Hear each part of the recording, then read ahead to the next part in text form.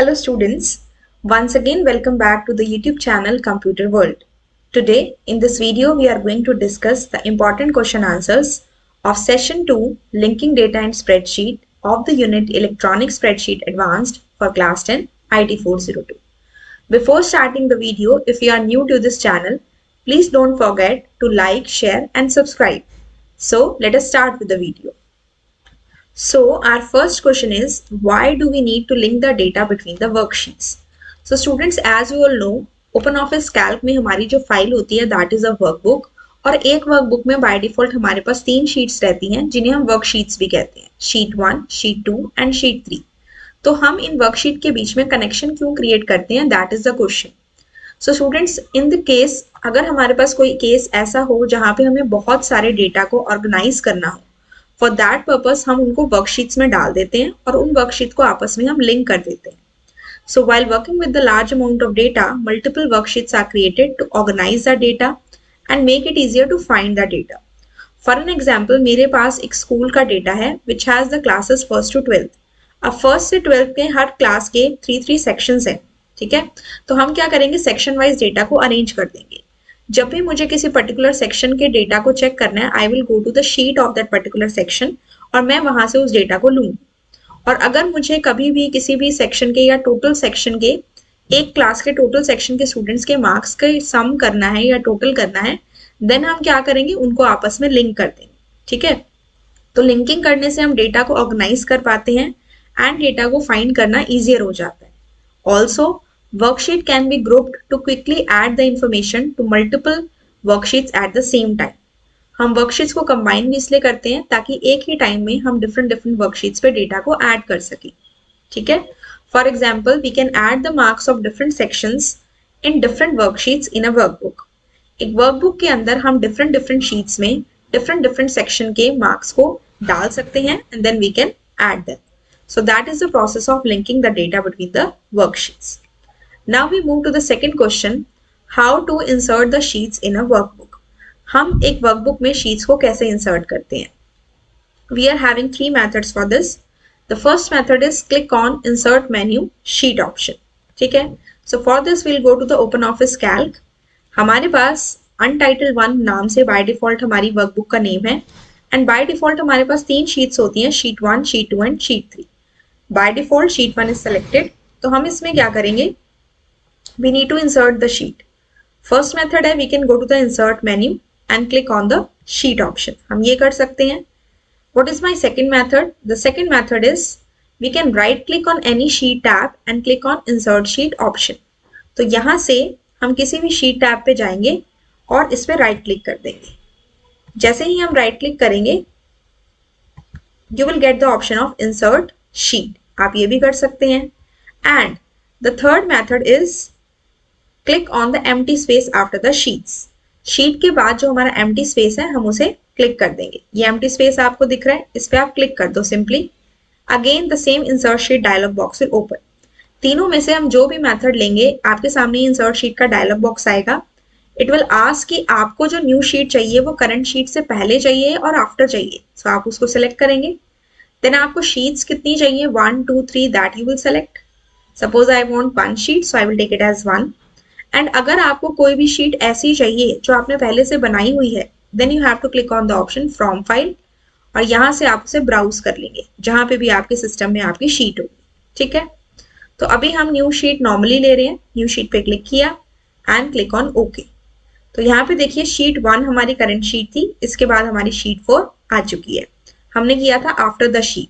अगर बिफोर होता तो वो शीट हमारी शीट 1 से पहले आती. ठीक है. So these are the 3 ways by which we can insert the sheet. Sometimes the question comes कि किसी भी वर्कबुक के अंदर आप शीट को इंसर्ट कितने मेथड के थ्रू कर सकते हैं. तो उस केस में हमारा आंसर होगा स्टूडेंट्स 3. एक होगा आपका इंसर्ट मेन्यू में जाके शीट ऑप्शन. दूसरा आप राइट क्लिक करके इंसर्ट शीट ऑप्शन पे जा सकते हैं. और थर्ड आप क्या कर सकते हैं, जो आपको एम्प्टी स्पेस दिख रहा है after all the sheet tabs, आप इस पे क्लिक करके भी कर सकते हैं. ठीक है. Like this. So these are some of the methods by which we can insert the sheet in a workbook. After this हमने क्या किया, डायलॉग बॉक्स में पोजीशन को सेलेक्ट किया शीट की, नंबर ऑफ शीट्स रिक्वायर्ड को स्पेसिफाई किया and we have given the name of the sheet. देखिए अगर आप एक शीट लेते हैं तो बाय डिफॉल्ट वो शीट 4 आता है, बट अगर आप उससे ज्यादा लेते हैं तो उसमें कोई शीट का नेम नहीं आता, वो फिर आपको खुद से देना पड़ता है, ठीक है। So these are all the points. Now question number 3, how to rename the sheets. अगर हम अपनी शीट्स के नेम को चेंज करना चाहते हैं, how we can do that. So again हमारे पास इसमें 3 मेथड है, 1, 2 एंड 3। या तो हम शीट टैब पे क्या करेंगे, डबल क्लिक, या फिर हम शीट टैब पे राइट क्लिक करके चूज करेंगे रीनेम शीट ऑप्शन, और हम फॉर्मेट मेन्यू में शीट ऑप्शन पे जाके रीनेम ऑप्शन को ले सकते हैं। इसके आगे आप चूज कर लेंगे रीनेम ऑप्शन, ठीक है। तो चलिए इसे प्रैक्टिकली देखते हैं। रीनेम करना है, द फर्स्ट मेथड इज आप इसको डबल क्लिक कर दो। सपोज मैं इसमें डाल देती हूँ मार्क्स, ठीक है, ओके कर दिया। तो आप यहाँ पे देखो जो शीट 4 थी उसका नेम अब चेंज हो गया, दैट इज मार्क्स, ठीक है। दूसरा मेथड है, हम क्या करेंगे, राइट क्लिक कर सकते हैं। शीट 1 पे हमने राइट क्लिक किया, राइट क्लिक करके हमारे पास सारा रीनेम शीट, हमने इसको दे दिया marks 1 and click on okay. तो ये हमारा मार्क्स 1 नाम की शीट हो गई, ठीक है। ऐसे भी कर सकते हैं। थर्ड मेथड है, फॉर्मेट में जाएंगे, शीट में जाएंगे और यहाँ से आप ले लेंगे रीनेम। यहाँ से भी आप अपनी शीट को रीनेम कर सकते हैं, ठीक है। अब मार्क्स 1 शीट सेलेक्टेड थी, मैं इसका नाम दे देती हूँ marks 2 and click on okay. तो इस शीट का नाम हमारा चेंज हो गया। सो किसी भी शीट को अगर आपको रीनेम करना हो, मीन्स न्यू नेम देना हो, तो आप कैसे कर सकते हैं, या तो डबल क्लिक कर सकते हो, या फिर आप क्या कर सकते हैं, राइट क्लिक करके you can choose the option rename sheet, this one, और you can go to the format menu and click on the sheet option and then rename. आपके पास रीनेम डायलॉग बॉक्स आता है, आप उसमें न्यू नेम देंगे and click on the okay button, right. Next question is write the steps to delete the worksheet. अगर आपको अपनी किसी भी वर्कशीट को डिलीट करना है तो वो आप कैसे करेंगे, दो मेथड है हमारे पास। Right click on the sheet tab and choose the delete sheet option. Right click करके या तो आप डिलीट शीट ऑप्शन लेंगे, या फिर आप एडिट मेन्यू में शीट पे जाएंगे और वहां से डिलीट ऑप्शन को सेलेक्ट करेंगे। यहाँ पे देखिए प्रैक्टिकली ये हमारे पास मार्क्स 2 नाम की शीट है, मान लीजिए मुझे इसे डिलीट करना है, तो what I can do, I can just right click and यहाँ पे हमारे पास ऑप्शन आ रहा है delete sheet. Are you sure you want to delete the selected sheet, yes और नो, तो आपको क्लिक करना है येस पे। अब आप यहाँ पे देखेंगे कि जो मार्क्स 2 नाम की मेरी शीट थी वो मुझे लिस्ट में कहीं नहीं दिख रही है, it means it has been deleted. एक और मेथड है, सपोज मुझे मार्क्स शीट को डिलीट करना है, I will go to my edit menu, go to the sheet option, this one, and click on the option delete. तो जैसे ही आप इस पे क्लिक करेंगे, अगेन ये आपसे पूछेगा आर यू श्योर कि आप उसे डिलीट करना चाहते हैं, यस। तो जैसे ही आप यस करेंगे, अब आपके पास 2 शीट्स बची है, आ रहा है यहाँ पे शीट 1/2। कंट्रोल Z अगर मैं करूं तो यहाँ पे देखिए 3 शीट्स थी, जब हमने इसे डिलीट किया we are left with the 2 sheets. तो 2 मेथड है स्टूडेंट्स हमारे पास शीट को डिलीट करने के, या तो हम यहाँ पे राइट क्लिक करके डिलीट शीट ऑप्शन को यूज कर सकते हैं, और the another method is go to the edit menu, sheet option, and then you have to click on the delete option. So these are the 2 methods by which we can delete the sheet, right? Next is what is a cell reference? So students, cell reference का मतलब होता है cell का address. Cell reference हम किसी भी एक cell के एड्रेस को बोल सकते हैं, या फिर रेंज ऑफ सेल्स को बोल सकते हैं जो हमारे वर्कशीट में रहते हैं, जिससे कि हम वैल्यू या डेटा को फाइंड आउट कर सकते हैं। जैसे कि A1 to D3 है, ये एक सेल रेफरेंस है। अब यहाँ पे देखिए, अगर मैं इस सेल पे क्लिक कर रही हूं तो नेम बॉक्स में इस सेल का नाम आ रहा है, दैट इज B4, ठीक है। अगर मैं यहाँ पे क्लिक कर रही हूँ, I am getting the name that is B2, ठीक है। This is also my cell reference. अगर मैं इतना सिलेक्शन करूं तो this is from D3 to F8, तो यहाँ पे रेंज आ रही है D3 to F8, तो इसे हम कहते हैं स्टूडेंट सेल रेफरेंस, ठीक है। अब सेल की रेफरेंसिंग जब हम शीट्स के साथ काम करते हैं, आपस में शीट्स को लिंक करते हैं या कनेक्ट करते हैं, तो सेल की रेफरेंसिंग बहुत हेल्प करती है। नेक्स्ट क्वेश्चन में हम इसे समझते हैं। Question number 6 is what are the different ways to create cell reference to the other worksheet. तो स्टूडेंट सेल रेफरेंस क्रिएट करने के लिए हमारे पास 2 मेथड होते हैं, using the keyboard and using the mouse. जब हम कीबोर्ड से रेफरेंस क्रिएट करते हैं तो we just say equal to का साइन पुट करते हैं, शीट का name dot cell address. Keyboard के केस में हम टाइप करते हैं इनको, और माउस के केस में हम सिंपली क्लिक करते हैं। तो आइए इसको प्रैक्टिकली समझते हैं। यहाँ पे I am having some value that is 80 and 52, ठीक है। नाउ इस शीट में अगर मैं जाऊं तो यहाँ पे आई हैव टू से इक्वल टू साइन लगाएंगे, और देखिए शीट 2 में ये डेटा मेरा कहाँ पे है, A2 सेल में, जो 80 है that is in cell A2, ठीक है। And my cell sheet is sheet 2, simply I have to go to my next sheet and यहाँ पे हम इसे टाइप करेंगे। ये क्लिक करने पे अपने आप आ गया, माउस से किया, बट यहाँ पे हम इसे टाइप करेंगे शीट 2.A2, एंटर करेंगे, डेटा अपने आप आ गया। सपोज मैं यहाँ पे करूँ शीट 2.A3, तो देखिए यहाँ पे अपने आप आ गया 52, बिकॉज प्रीवियस शीट में दैट इज शीट 2 में A3 में मेरे पास डेटा था 52, ठीक है। So this way we can create a reference using the keyboard. और अगर हम माउस से करना चाहते हैं तो हमें सिर्फ इक्वल टू का साइन लगाना है, प्रीवियस शीट पे जाएंगे और यहाँ से सेलेक्ट कर देंगे, वापस से अपनी प्रीवियस शीट पे आएंगे दैट इज शीट 3 पे, and press the enter key, you will get this data, right?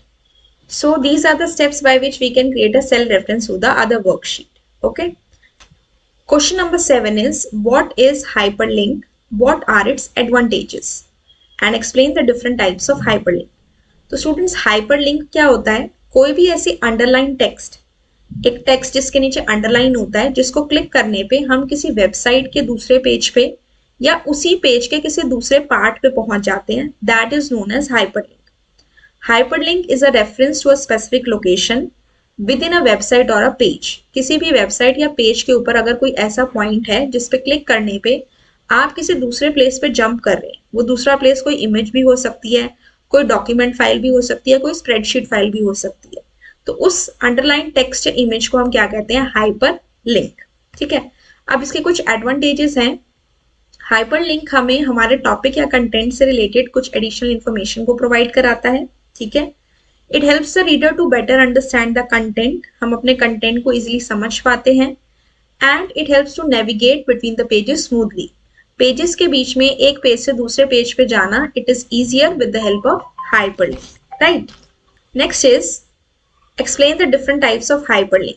तो डिफरेंट टाइप्स ऑफ हाइपरलिंक में स्टूडेंट्स हमारे पास दो तरीके के हाइपरलिंक होते हैं, one is absolute and one is other is relative.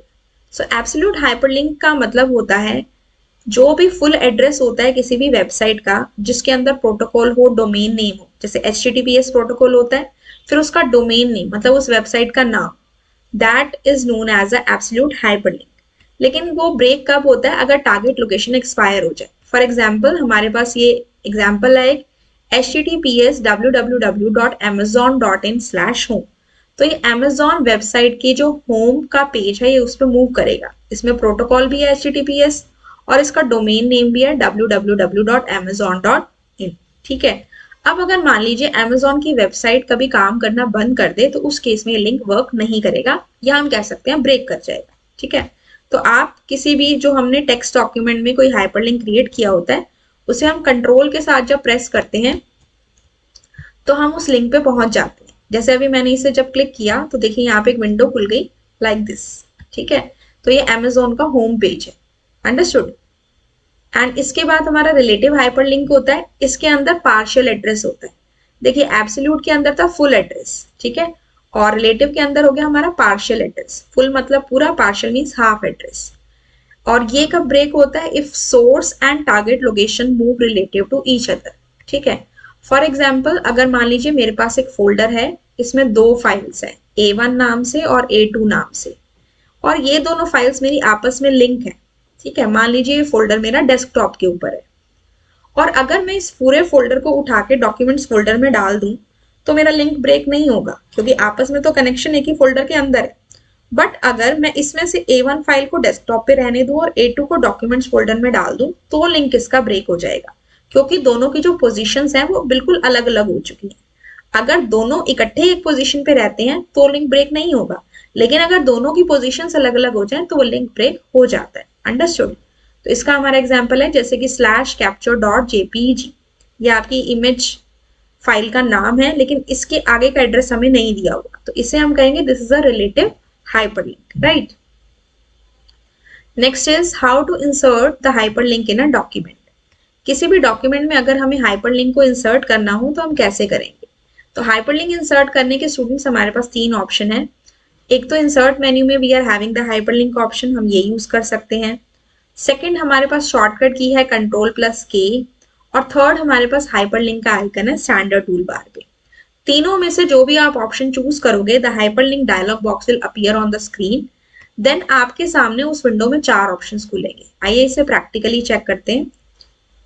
यहाँ पे मान लीजिए इंसर्ट का मेन्यू है यहाँ पे, and there we are having the hyperlink option. Can you see here? This is the hyperlink option. इससे भी ये बॉक्स ओपन होगा, या फिर हम हाइपरलिंक का आइकन जो हमें स्टैंडर्ड टूल बार पे दिख रहा है, हम इसे भी क्लिक कर सकते हैं। Again the hyperlink dialog box will open, और we can use the shortcut key Ctrl+K। Ctrl+K को यूज करने पे भी आपका क्या होता है, हाइपरलिंक का जो डायलॉग बॉक्स है वो ओपन हो जाता है। ठीक है, यहाँ पे आपको स्टूडेंट्स 4 ऑप्शन मिलेंगे, internet, male and news, document, new document. By default इसमें इंटरनेट सेलेक्टेड होता है, और इंटरनेट में हाइपरलिंक टाइप में 3 ऑप्शन होते हैं, web, FTP, telnet. By default web selected होता है। तो टारगेट में आपने उस वेबसाइट का नाम टाइप करना है जिसको आप हाइपरलिंक बनाना चाहते हैं। फॉर एग्जाम्पल मैंने कहा www.amazon.in। ठीक है, आप इसको यहाँ से पर्टिकुलर उसको चूज भी कर सकते हैं। ठीक है, यहाँ पे हमने डायरेक्ट डाल दिया, आप यहाँ से इसे चूज भी कर सकते हो पर्टिकुलर फाइल में से। ठीक है, देन आपको ये फ्रेम और टेक्स्ट को एज इट इज, फ्रॉम के अंदर टेक्स्ट या बटन है कि आपको जो हाइपरलिंक बनाना है वो टेक्स्ट फॉर्म में बनाना है या बटन फॉर्म में बनाना है, आप यहाँ से चूज कर लोगे। ठीक है, टेक्स्ट मतलब क्या टेक्स्ट लिखा हुआ है जिसपे आप क्लिक करो तो हाइपरलिंक बन जाए। हम लिखते हैं सपोज वेबसाइट। ठीक है, इसके बाद आपने क्या कर देना है, अप्लाई। तो जैसे ही आप अप्लाई करेंगे, इसको आपने यहाँ से क्लोज कर देना है, एंड ये वेबसाइट का बन गया। ये सेल एड्रेस, ये सेल मेरा भी सेलेक्टेड था। तो जैसे ही I just control and click on this one, जैसे ही हमने इस पे कंट्रोल और क्लिक किया तो हमारे सामने अमेज़न की जो वेबसाइट है दैट हैज ओपन। ठीक है, so that is the thing, understood. तो ये होता है हमारा हाइपरलिंक। अब इसमें देखिए डॉक्यूमेंट ऑप्शन आप इसमें सेलेक्ट कर सकते हैं, इंटरनेट ऑलरेडी सेलेक्टेड होता है। ठीक है, आपको टाइप ऑफ हाइपरलिंक चूज करना है और लास्ट में अप्लाई कर देना है। एक बार हम इसे दोबारा देखते हैं। यहां से हम इंसर्ट में गए, हाइपरलिंक में जाएंगे। अब यहाँ पे आपके पास internet option by default selected होता है, तो आप इसमें से कोई भी ले सकते हो। अगर आप यहाँ से मेल एंड न्यूज लेते हैं तो आपको यहाँ पे रिसीवर जिसको आप भेज रहे हो हाइपरलिंक, आपको उसकी ईमेल आईडी डालनी है, सब्जेक्ट डालना है जैसे आप ईमेल में डालते हो। फिर आप यहाँ से टेक्स्ट या बटन की फॉर्म में कुछ भी बना सकते हैं, और जो टेक्स्ट आप हाइपरलिंक बनाना चाहते हैं वो नाम दे सकते हैं। जैसे हमने प्रीवियस केस में वेबसाइट दिया था, आप इसमें कोई भी नाम दे सकते हो। ठीक है, फिर आपको apply and then close button पे क्लिक करना है। डॉक्यूमेंट की बात आती है तो मान लीजिए मेरे सिस्टम के अंदर कोई भी ऐसे डॉक्यूमेंट है जिसमें मैं हाइपरलिंक बनाना चाहती हूँ, तो ये जो पाथ नाम का बॉक्स है इसके कॉरस्पॉन्डिंग में आपको ये फोल्डर मिल रहा है। आप यहाँ से अपनी कोई भी एक फाइल चूज करेंगे, उसे ओपन कर लेंगे यहाँ से। ठीक है, ओपन करने के बाद आपने कौन सी शीट में, पर्टिकुलर शीट के अंदर पर्टिकुलर शीट में, पर्टिकुलर वर्कबुक के अंदर कौन सी शीट लेनी है वो आप यहाँ से सेलेक्ट कर लेंगे। जैसे शीट्स में शीट 2 है या शीट 3 है, वो आप टारगेट में सेलेक्ट कर लेंगे। ठीक है, and then you have to click on the apply and the close option. तो वहां आपकी लिंकिंग हो जाएगी डॉक्यूमेंट्स की। ठीक है, यानी कि शीट्स की आपस में लिंकिंग हो जाएगी। जैसे कि मान लीजिए यहाँ पे मेरा ये है, तो मैंने यहाँ पे किया सपोज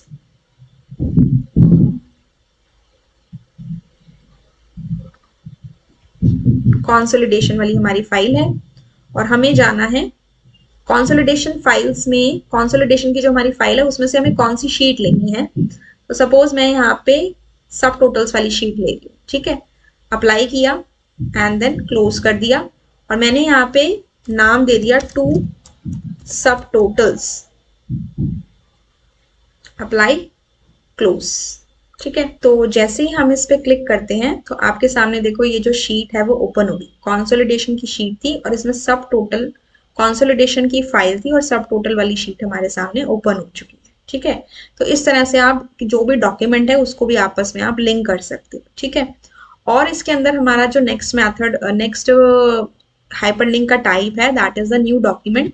कोई भी न्यू डॉक्यूमेंट में अगर हम बनाना चाहते हैं एज अ हाइपरलिंक, तो यहाँ पे क्लिक करके हमें फाइल को चूज करना है। ठीक है, जो भी आप न्यू फाइल लेना चाहते हैं, देन आप इसको अगेन टाइप दे सकते हैं, टेक्स्ट है, बटन है, देन आप जो भी टेक्स्ट लिखना चाहते हैं that you have to write and it is done.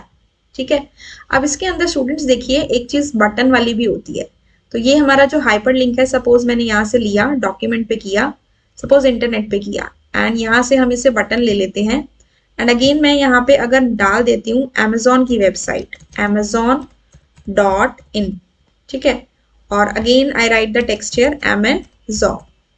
So button की फॉर्म में ले रहे हैं, अप्लाई करेंगे, क्लोज करेंगे, तो ये आ गया। Now you can see students, ये एक बटन आ रहा है, तो इस पे क्लिक करने पे हम मूव नहीं कर पा रहे हैं वेबसाइट पे। तो इसके लिए एक बटन होता है डिजाइन मोड, जो हमें ऑफ करना पड़ेगा। इसके लिए डिजाइन मोड ऑप्शन हमें दिख नहीं रहा है, तो हम व्यू में जाएंगे, टूल बार्स में जाएंगे, और यहाँ से हम जाएंगे फॉर्म कंट्रोल्स पे, एंड जैसे ही हम फॉर्म कंट्रोल्स पे जाएंगे ये ओपन हो गया आपके पास एक टूल बार। इसमें डिजाइन मोड का जो ऑप्शन है, आइकन है, आप उसे ऑफ कर देंगे। अब ऑफ कर दिया तो ये बटन बना हुआ है, आपने कंट्रोल के साथ इसे क्लिक करना है and then you will move on to this website, right, इस तरह से।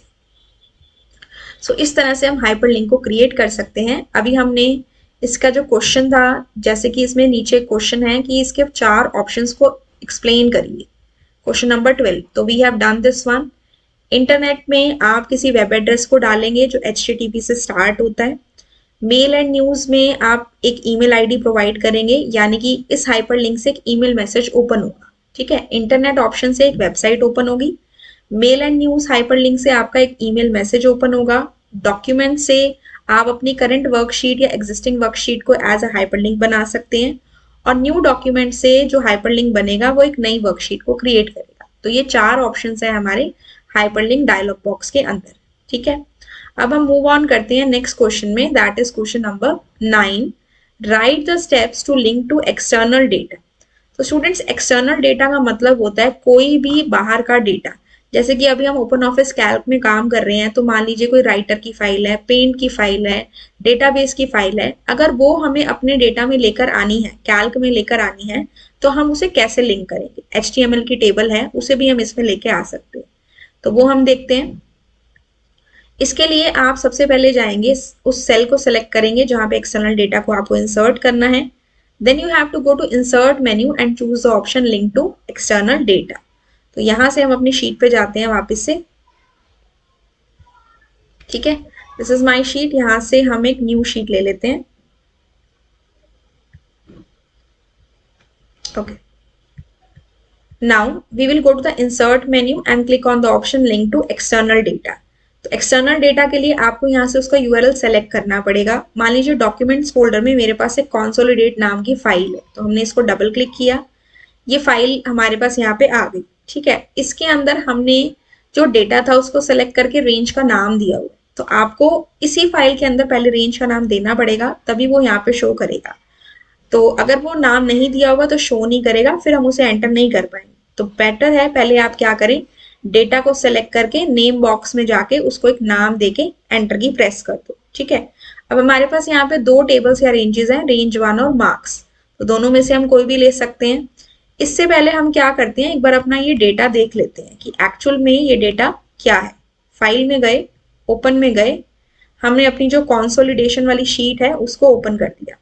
ठीक है, तो इस शीट के अंदर I am having this data, और इसमें हम मार्क्स 1 शीट को सपोज ओपन कर लेते हैं। तो I am having this data, name, English, maths, Priya, Preeti, ये हमने लास्ट सेशन में किया था। अब हम अपनी इस शीट पे आते हैं, इंसर्ट में गए, link to external data. Again हम अपनी कंसोलिडेशन वाली शीट को यहाँ से सेलेक्ट करेंगे, दैट इज फाइल।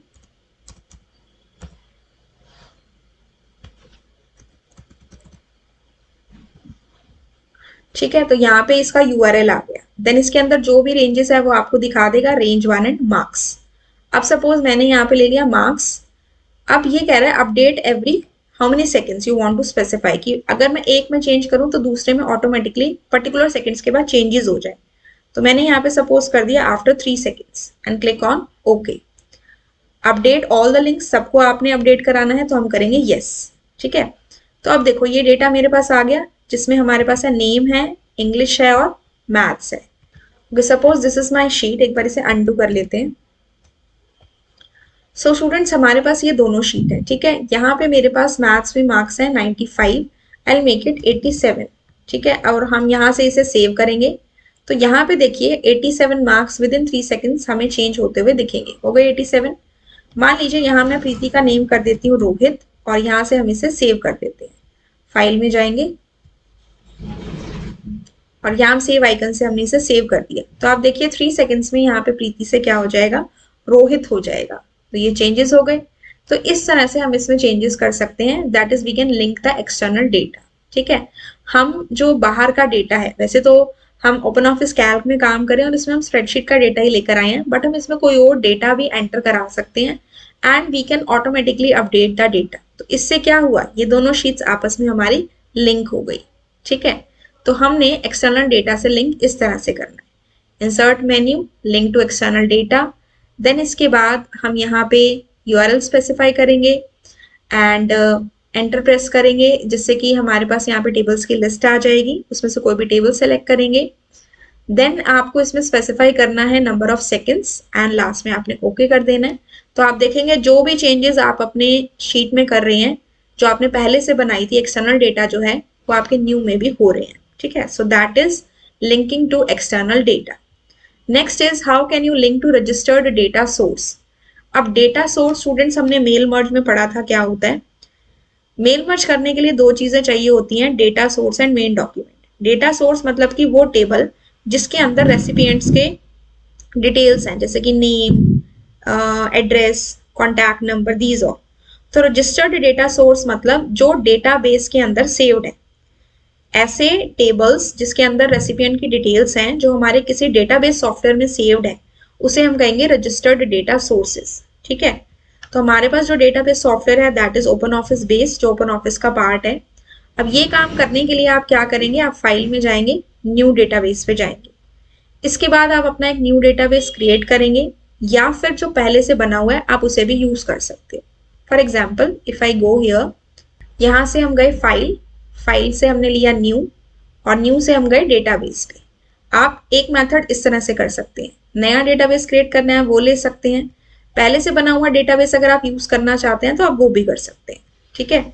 अगर आप नया डेटाबेस लेते हैं तो यहाँ पे आपको क्रिएट करके उसके अंदर टेबल को बनाना भी पड़ेगा। तो instead of creating a new database मैं एग्जिस्टिंग को लूंगी, लेकिन यहाँ पे एग्जिस्टिंग अभी शो नहीं कर रहा। तो उसके लिए आपके पास एक मेथड है कि आप स्टैंडर्ड टूल बार में डेटा सोर्स ऑप्शन पे जाएंगे, या फिर आप शॉर्टकट की F4 का भी यूज कर सकते, ठीक है।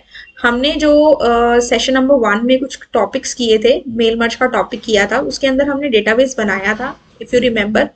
ये है लिस्ट ऑफ डेटाबेसेस। हमने ABC डेटाबेस का यूज किया था, प्लस साइन पे क्लिक किया। इसमें हमने टेबल्स बनाई थी, प्लस साइन पे क्लिक किया, तो आपको यहाँ पे टेबल शो कर रहा है, that is my table is ABC। मैं इसको क्लिक करती हूँ तो I am able to see my this data source, ठीक है। तो ये जो टेबल है इसे ही हम क्या कह रहे हैं, that is my data source, ठीक है। अब हम यहाँ से उस सेल को सेलेक्ट कर लेंगे जहां पे हमें ये डेटा लाना है। अब हमने ये पूरा टेबल सेलेक्ट करना है by clicking on this cell जो कि एम्प्टी है, और ये एक ऑप्शन है आपके पास डेटा टू टेक्स्ट, ये आइकन यहाँ शो कर रहा है, क्लिक कर दीजिए इस पे। तो ये सारा डेटा आपका ओपन ऑफिस कैल्क की शीट में आ गया, ठीक है। तो ये जो आपको स्टूडेंट्स टेबल के फॉर्म में डेटा दिख रहा है ना, this is my registered data source. Open office base के अंदर हमने ये डेटाबेस बनाया था, जिसके अंदर हमने अगेन दिस टेबल बनाई थी। इस टेबल को हम डेटा सोर्स कह रहे हैं और इसको हमने सेव किया हुआ है, that is it is registered data source. तो हम इस डेटा को यहाँ पे लेके आ गए। दिस वे हमने उस डेटा को कैल्क में लाके लिंक कर दिया, राइट। सो हमने वर्कशीट को ओपन किया जिसमें डेटा है, डेटा सोर्स बटन पे गए, या फिर शॉर्टकट की F4 को हमने यूज किया। लिस्ट ऑफ डेटाबेसेस आपको दिख रही हैं, उसमें से आपने डेटाबेस को चूज करना है, देन पर्टिकुलर टेबल को चूज करना है। फिर हमने टेबल को सेलेक्ट किया, डेटा टू टेक्स्ट ऑप्शन पे क्लिक किया, और सारा डेटा जैसे कि आप यहाँ देख रहे हो वो हमारी स्प्रेडशीट में आ चुका है। तो इस तरह से हम रजिस्टर्ड डेटा सोर्स को लिंक करते हैं अपने ओपन ऑफिस कैल्क में, ठीक है students. So this was all about the question answers of this session. I hope students you have understood all the question answers properly and carefully. फिर भी आपको कोई डाउट है, you can ask me in the comment section. अगर आपको ये videos अच्छी लगी हों जो भी हमने अब तक क्रिएट की हैं, तो you can like the video, share it with your friends as the exams are very near. 13th of March आपका क्लास 10 IT 402 का एग्जाम है and I wish that all my students should come out with the flying colours. So students, next video में हम next session के बारे में question answers को करेंगे and till then have a good day and thank you.